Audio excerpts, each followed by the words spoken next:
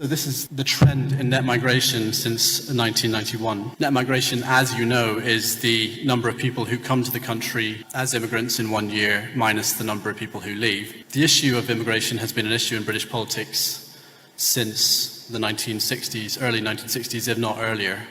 But the numbers didn't really run out of control until New Labour came to power in 1997.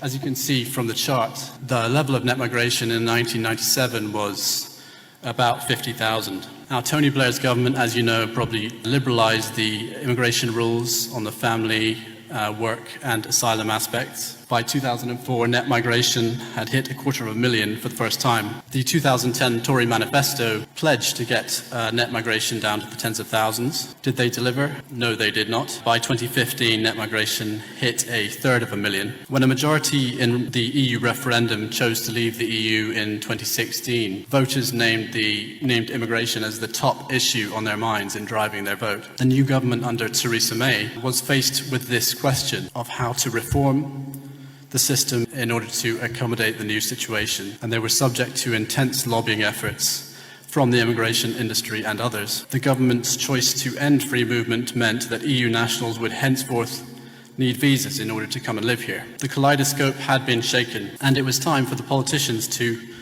show us their true measure. This was the vital moment when the key planks of the immigration system, which were to determine this country's future and which would be in place for decades, were set in place. Here were the various promises made by the government over the decade, of course.